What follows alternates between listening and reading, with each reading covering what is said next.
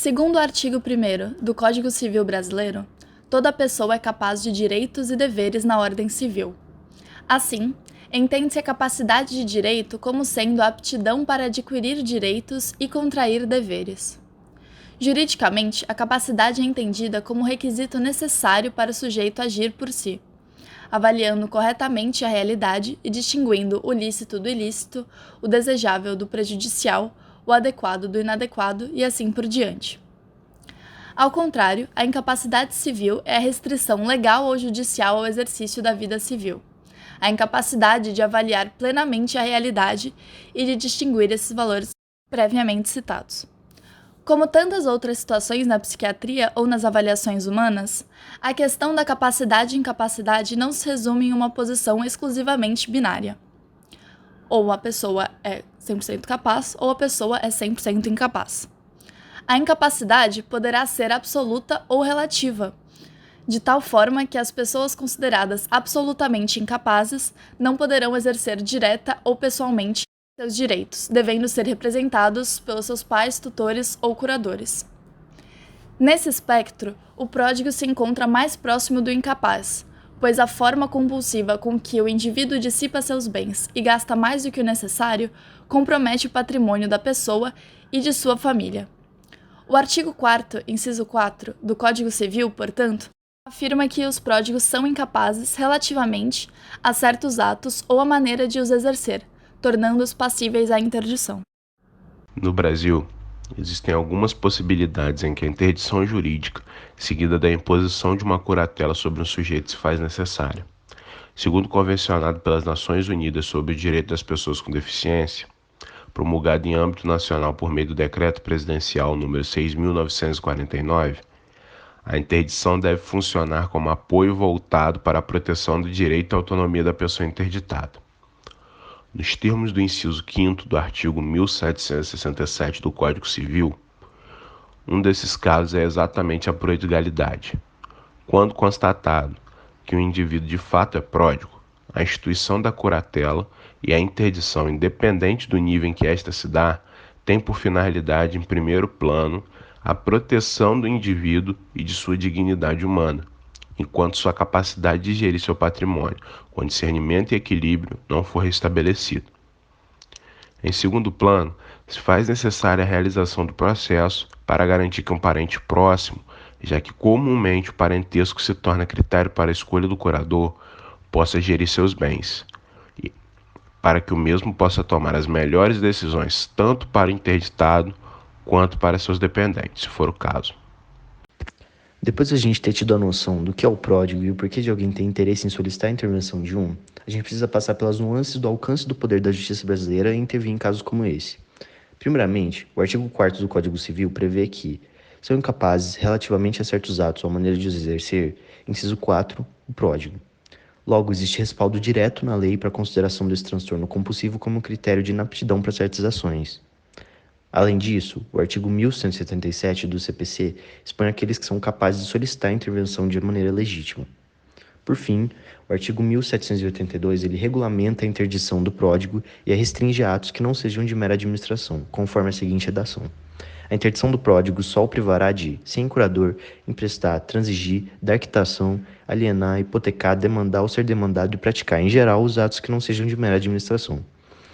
Isso demonstra a quantidade de aparatos na lei existentes para lidar com esse caso em específico, e como de fato seria necessário que alguém com uma compulsão diagnosticada fosse impedido de dilapidar seu patrimônio de maneira irrefreada, já que não só é contraproducente que esse sujeito não seja interditado, mas também é algo desumano. Quando pensamos se é justo que certas pessoas sejam incapacitadas de tomar as próprias decisões, entramos em uma questão delicada. Uma vez que a noção de justiça nem sempre está presente no Código positivado.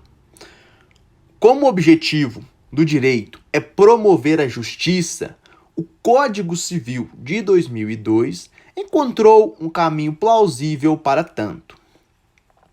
Não é à toa que o caput de seu artigo 4º enuncia: são incapazes relativamente a certos atos ou a maneira de os exercer, estando no inciso 4 os pródigos. Além disso, o artigo 1782 do mesmo Código reforça: a interdição do pródigo só o privará de, sem curador, emprestar, transigir, dar quitação, alienar, hipotecar, demandar ou ser demandado e praticar, em geral, os atos que não sejam de mera administração. A partir dos dispositivos legais supracitados, percebemos que a interferência da legislação brasileira sobre os atos da vida privada do indivíduo é indiscutivelmente de caráter protetivo, pois não se priva completamente a vontade humana, mas apenas em situações pontuais que possam representar danos ao próprio sujeito. Além do mais, em casos de interdição por prodigalidade, a legislação brasileira entende perfeitamente que o processo poderá ser revertido, caso as causas que o motivaram à interdição venham a cessar. Nesse sentido, debater filosoficamente se é justiça na incapacitação de um indivíduo vai depender do caso concreto, haja vista que fechar os olhos diante de quem dilapida o seu patrimônio, colocando em risco a sua subsistência, parece muito mais uma questão de covardia que de justiça.